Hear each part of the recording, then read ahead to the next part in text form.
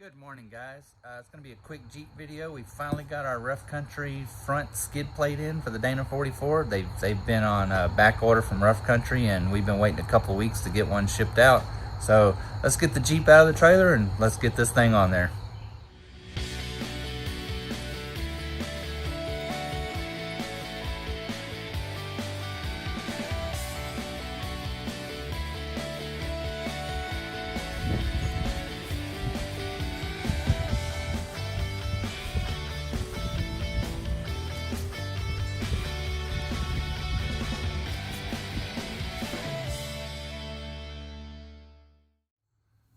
All right, let's get this thing unloaded.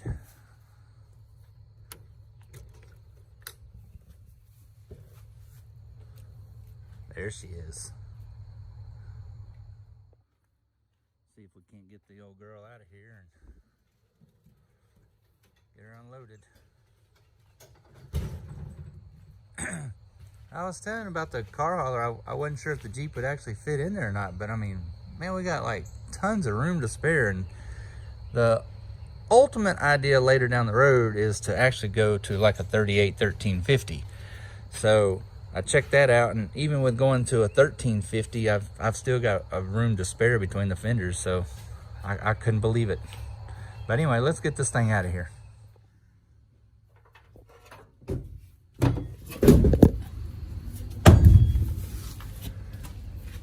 All right, well, let's see what's in the box.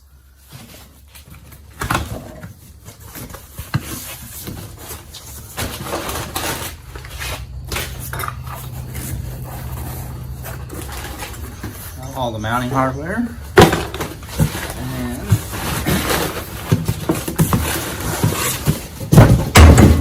there it is. And again, just like the back one, I mean, it's pretty heavy.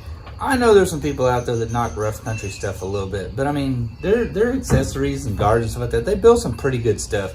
Not associated with them, just my opinion, but I mean, it's got a lot of gussets inside of it. It's welded up really solid, and all the hardware again is recessed up into it, so you don't have to worry about dragging it off or anything like that. So let's get some tools together and let's get it put on. Okay, so just like the back cover pretty much, you got these 5 mounting points here. You'll take out the 5 diff cover bolts. You'll stick the plate up there. You'll put the supplied hardware in.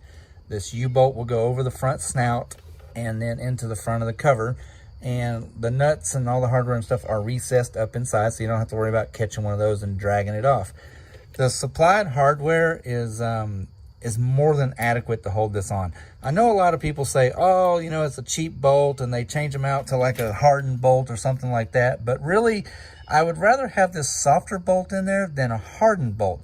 If you do take a hit hard enough, which I don't think that you ever could, but if you did and you moved the cover or whatever, I would rather this bolt bend and give to where I could still get it out, rather than put this awesome hardened bolt in there and it would probably just break it off, and then you'd be stuck trying to drill them out.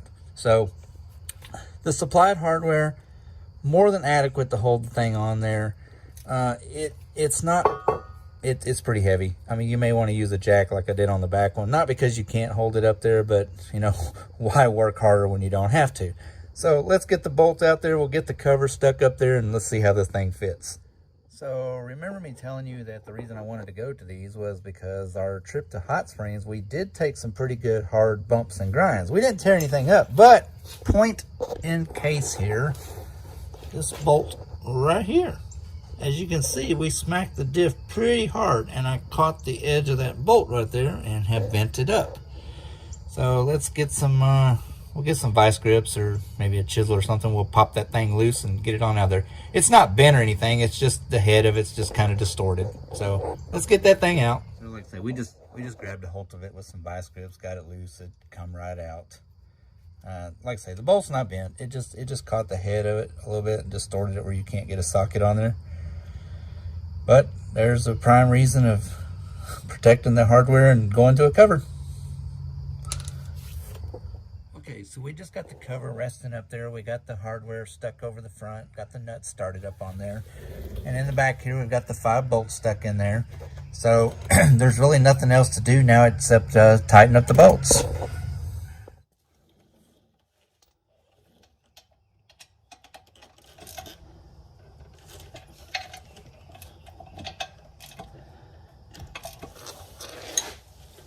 There we go. 1 diff cover. Done. See ya. Little extra side note here for you. If you think you need to bury those bolts in there so tight that you possibly can't turn them anymore and use the longest ratchet possible that you can find, use a torque wrench. If you've got common sense about you and you know that you don't need to bury them in there and break them off, just tighten the bolts up. That's all you need to do. See you later.